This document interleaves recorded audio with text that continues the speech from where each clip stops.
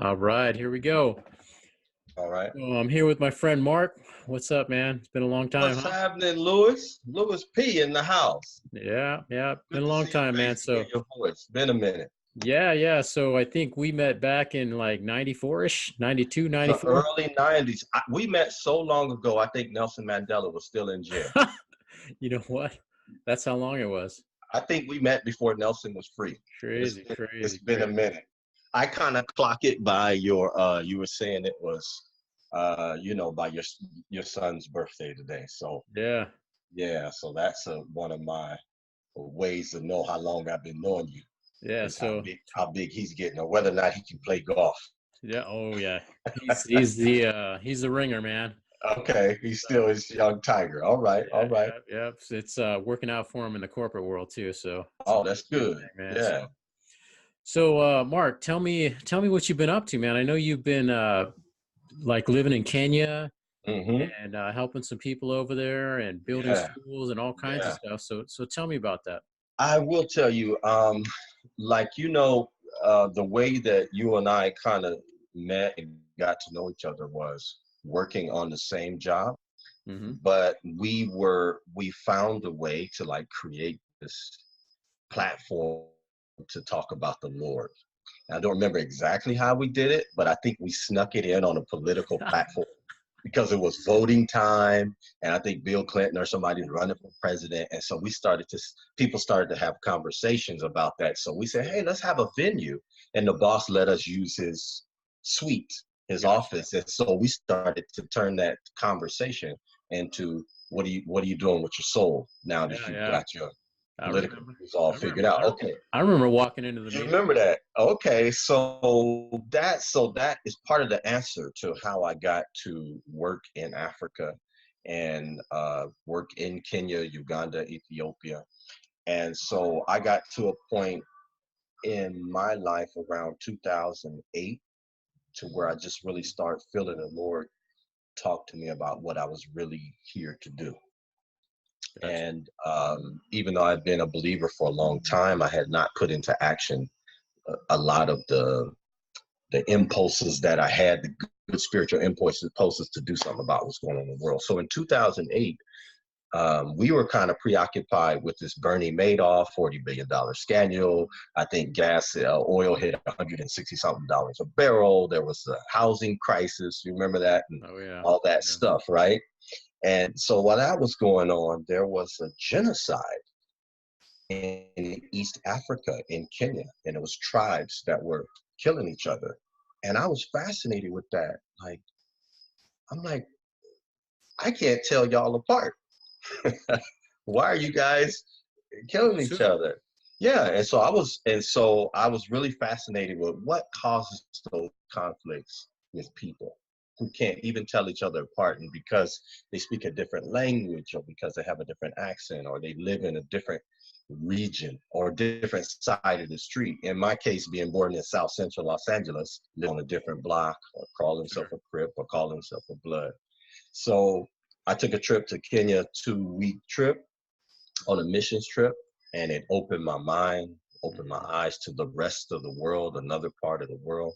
So I came back um, some months later, and I came back every year for about 2 or 3 years, and I started to ask some of my friends, hey, if I really wanted to do more in Kenya, we were doing work digging wells and putting in irrigation, bringing electricity. I had a friend and she bought a vehicle, and we found a gentleman who had a school.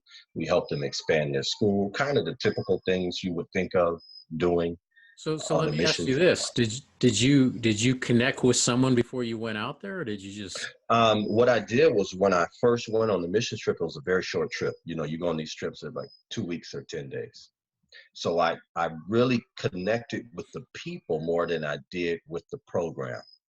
And Gotcha. I got back, they grade you on how you did on the trip, on how you did Mm, instruction, if you were a good team member, if you right, connected with. right. I got bad grades, except for connecting with the people. because Right. I wanted to do more than go on a trip. I really wanted to go in their home. I wanted to know what they ate. I wanted to understand their history. And Lewis, I wanted to know, why are we even here helping people? What is the cause for us to be here? Right. Why is the baby hungry? Mm-hmm. Because I grew up, my education about Africa was it's cursed, or they're backwards, or they're not as advanced. Sure. All these lies and misnomers. And so I started to understand how it got that way. I started to really get the connection between where I was from. And so I started to connect with the people individually, and then they granted me about 7 acres in a particular area. Wow. And said, if you want to live here, develop your land. If you want to have a family, whatever you want to do. So the chief and many people in the tribe, they came and they signed the documents. And some of the people were very elderly and couldn't even write. So you're literally getting like an X of a Yeah. signature. Wow. So making that connection, I came back from 2011 to 2019 now. Probably been back about 6 times. I believe this will be a 7th trip. So it just made personal connections with Yeah. families and took the time to learn why I was doing what I was doing. Uh, so there were some adventures in there, in Oh yeah. between I can things. imagine you're like coming from over here going to there. It's like a whole nother world. And It's another world. yeah. And if you treat it like it's your world, everywhere is not America. So Yeah. sometimes you learn that in handcuffs. Sometimes you learn that when you get malaria. Sometimes you learn that when, as a Black American, you have kind of this fantasy in your head. I'm gonna go to Africa, and I'm gonna be like Eddie Murphy coming to America. They're gonna welcome me back. I'm gonna be the king of Zamunda There or you go. something. And that's not necessarily the case. Right. They don't have that. They don't have that view of you all the time. Sometimes you feel that, and other times you feel sort of isolated.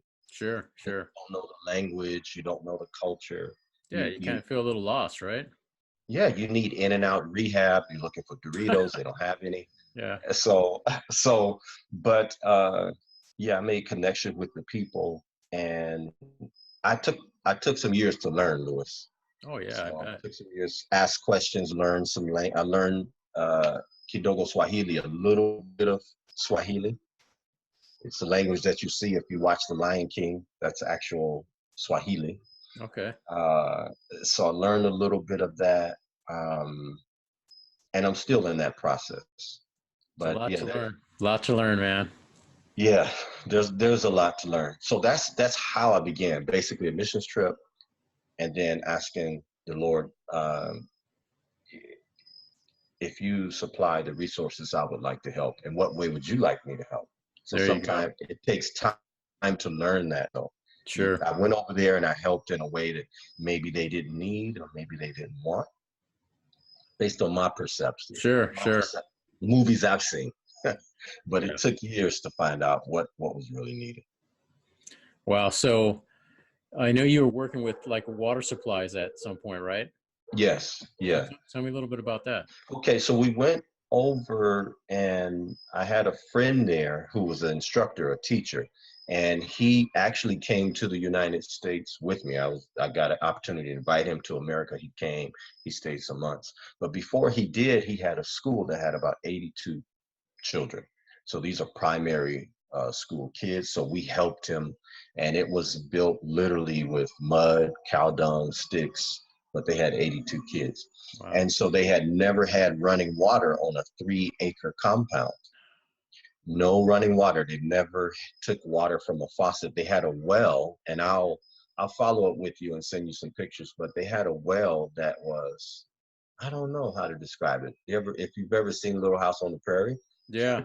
kind of thing with a One of those you know, deals. yeah, we're excellent workout, great bicep, great tricep thing going on. Right. So they had a well that was probably 40 or 60 feet deep, very dangerous, dug by hand.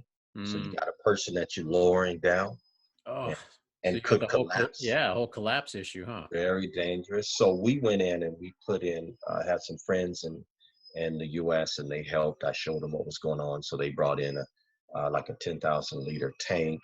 We Okay. irrigated 3 acres, so we brought in tap water for the first time. Now they have waterfalls, and they have plenty of water. This was in Kenya. Mm-hmm. So there's plenty of water beneath, very low beneath the surface, maybe you dig 30 to 60 feet, but without a lot of tools, know-how, access, Sure. inspiration. So we did that. That was one of my favorite projects. That was 3 acres of irrigation. Their main food is ugali. We would call it grits. So they Okay. grow a lot of corn. They grow a lot of Right. maize. So they were able to feed that 82 person school. What was the other project? And we had another well project in another county.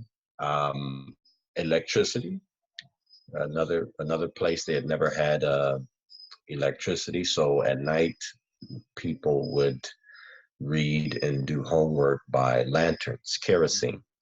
And in Kenya and in Africa, more people die of lung diseases and Wow. respiratory problems than malaria, because you are born with this smoke, because your mom was cooking and you're in this kitchen, which is a separate facility. There's Mm-hmm. a lot of smoke in there because they have this homemade charcoal.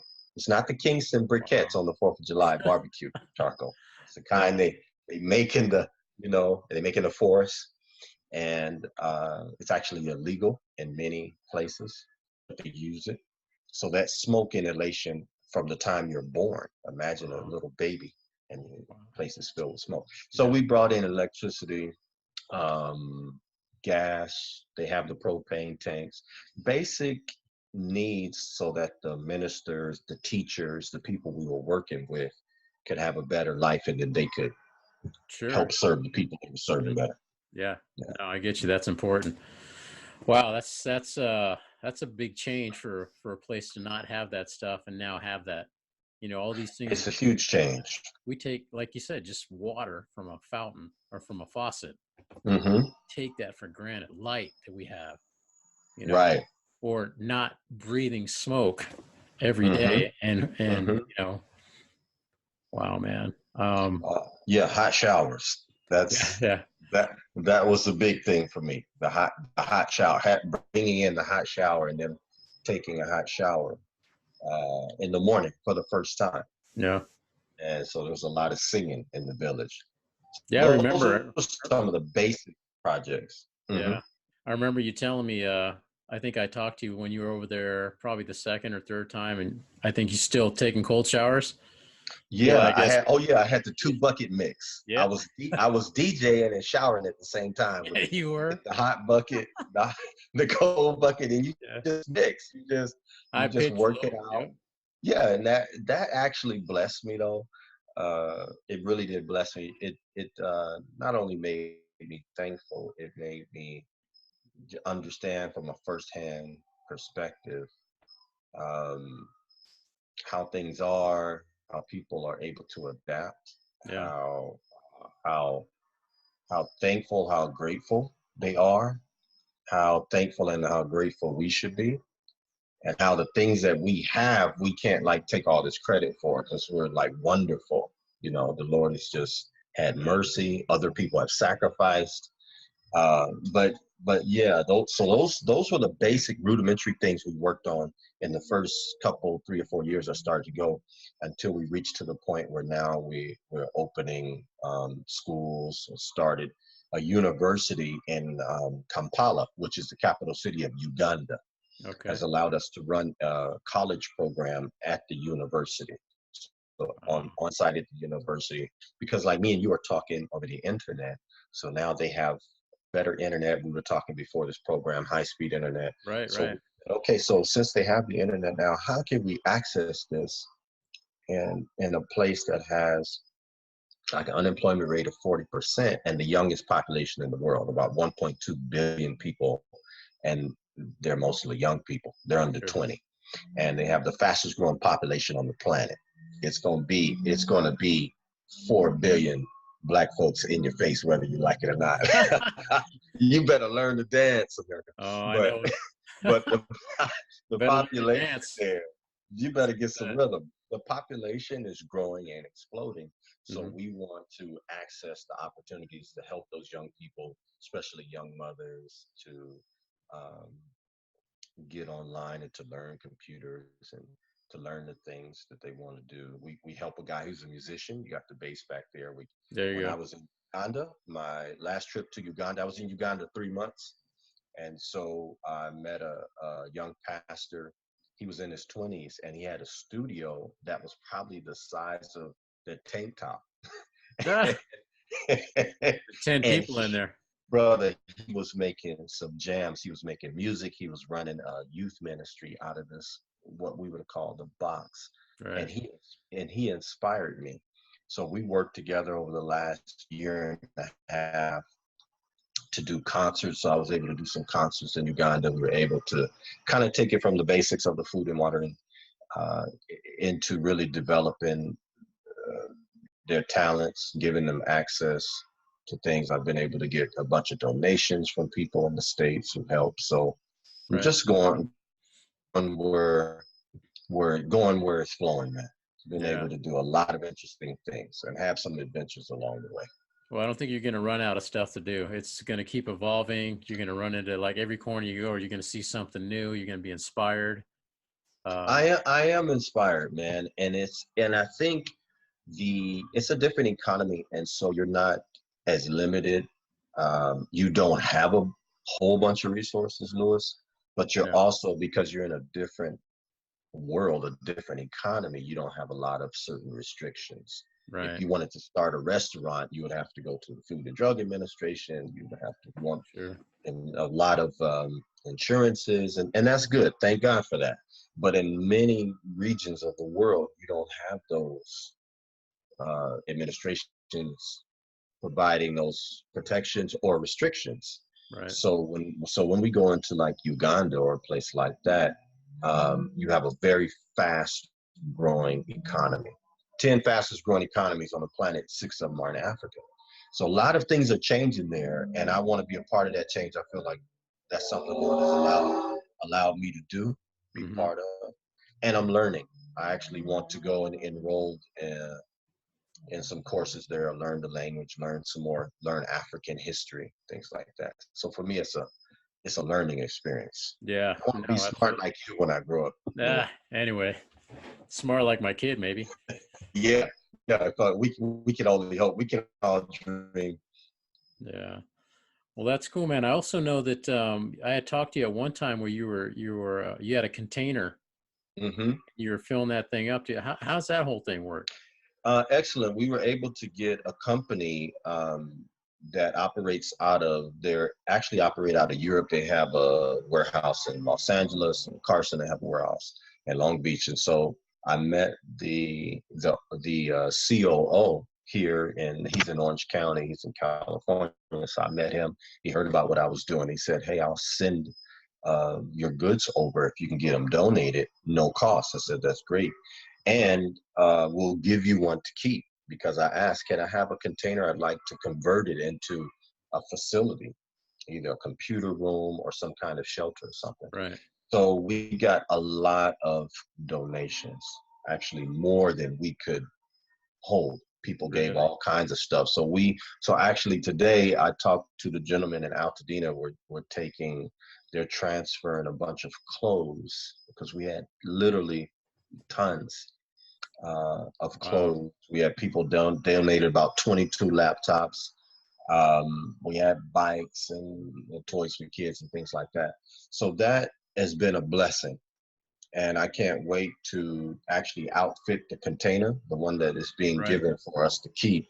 And then some, now, because we got so many clothes, we found a company that will allow us to do fundraisers by collecting clothes, and they don't have to be clothes that you even want or would keep.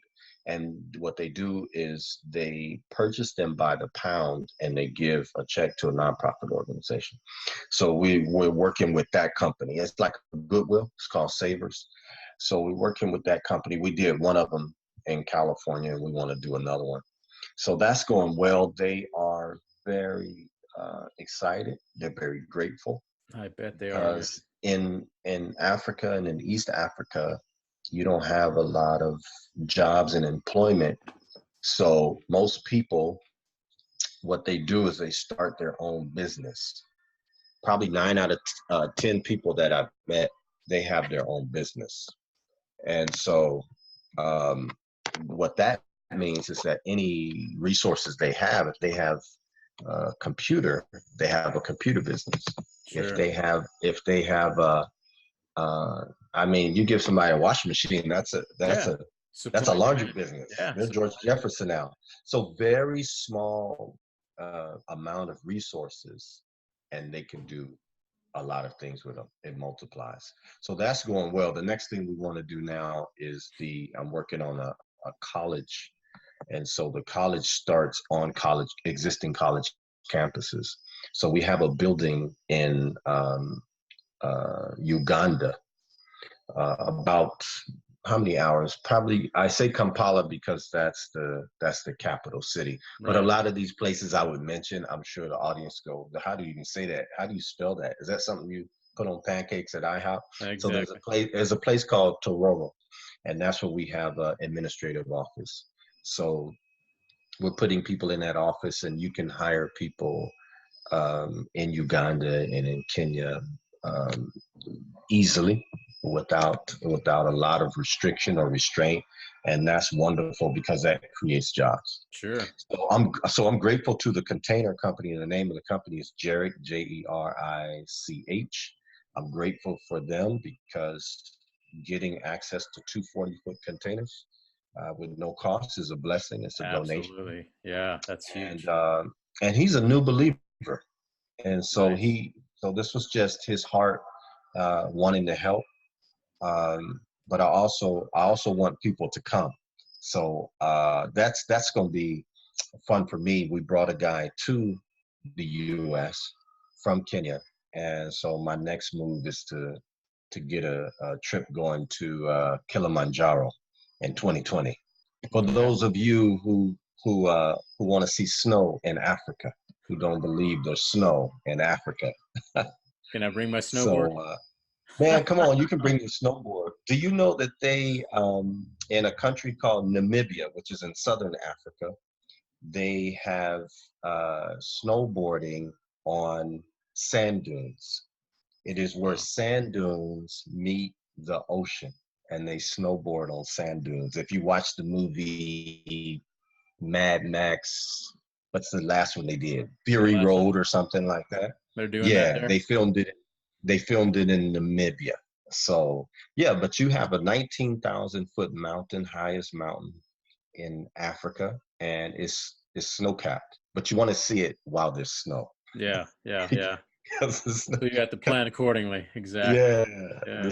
But I'm putting together that trip for 2020. I want some of my friends from Altadena and some of my friends from Cali to come and spend about 10 days. All right. Well, hit me up. Let's see if I can make it happen. I've been itching, man. It's. You want to come to Africa, Lewis? I'm 2% from Kenya, bro. I can tell by your rhythm, brother. I can tell by your rhythm. The bass, right? Yeah, you need to come, bring the bass. Actually, I did a concert in Uganda, and so they want me to do another concert. I think they want us to do something like every October. They want us to do a concert. So we want to plan something for early to mid 2020, give people a good 6 months or so to plan. But you would love it. And it would dispel a lot of preconceptions. People have a lot of preconceptions in America about Africa. Sure. And people ask me, what's the climate, or what are the people like, or what language do they speak? And those are big questions. Just like in America, it's like, what language do people speak? Well, are we in East LA? Are we in Compton? Are we in Kentucky? Yeah. What's the weather? Are we in Appalachians? Are we in Arizona? But anyway, so that to answer your question about that container blessing has gone very well, and we have overage. So we're gonna do it again, but the next time we do it, it's gonna just be clothing, because it's just easier to. Yes, it's just easier to handle because Americans have a lot of stuff, Lewis. Oh, I know. Too much stuff. So it's a sorting challenge. Yeah. So you're heading over there. When are you getting back? I would like to get to Uganda by October, way Okay. before October. That'll be a good time. One for selfish reason because I'm a October, born in October, so Right. I'd like to have a birthday celebration there. They asked me to celebrate my birthday there, and then they do a concert there. So we have a big youth concert that we do Okay. in Uganda that we started there. And you go into an area called Entebbe. They have a place called Jinja, which is the heart of the Nile River, the Pearl of Africa. So Okay. I'm not too far from there. So that'll be prayerfully September, October, Okay. and then I want to take a group in early to mid 2020, Right. and that means I would probably have to escort them into the country. Yeah. Yeah, So is but that you're it? welcome to come. Hmm. Let's see if we can make it happen. Yeah, yeah. So tell me a little bit about like customs and all that stuff. I know Oh, how that is like in South hmm. America. It's kind of a big Okay. deal. Is it kind of Hmm. the same thing? You got to have your papers, everything's got to be lined up. Well, you see, to get into East Africa as an American citizen is very easy because our passport is visa on entry. So you're filling out visa in the plane, Gotcha. and it's only $50. Okay. So many countries to come to America to just visit, that might take them years. Sure. They're going to the embassy, they're getting their background and paperwork and all this. Us, we get on the plane, the stewardess hands the paperwork out on the plane, $50. Maybe a long wait is 2 to 3 hours, which is a long line. So it's very in terms of getting in the country, there's visa on arrival. In terms of customs, um, it's not much that we bring, except for instruments that will cause us to have to be really checked out through Right. customs. Okay. Because when we came on a missions trip, they wanted to bring guitars and stuff, and so the oils that lubricate the guitar strings and all that, they have you take and all that. But if you're just bringing clothes, the No things big that you deal. would bring on any trip, it's no issue for customs at all. They welcome American citizens in Kenya. It's one of the biggest tourist destinations. People don't realize this, but Kenya has one of the most beautiful beaches in the world. And so that's where I'll be taking the group because I want to spoil them a little bit and Sure. show them the sexy side of Africa. There you go. We yeah, do some ministry and take them to the ocean, take them to the beach. And so there's a lot of most of their income is coming from tourism. So they make the visas really easy. Right. Yeah. Makes Yeah. sense. Makes sense. Hmm. That's awesome, man. Well, yeah, let's see. We'll see. Check with me at that time. I'm I always love to open. have you. I love to have you come, man. That would be great. You come and you do your show There you go. from Kenya, There from you go. Uganda. You guys You got brought. internet. We'll do a Oh podcast, right? yeah, yeah. You can broadcast live, and they would love it. Very hospitable people, very warm, very welcoming people, and we'll get you one of these.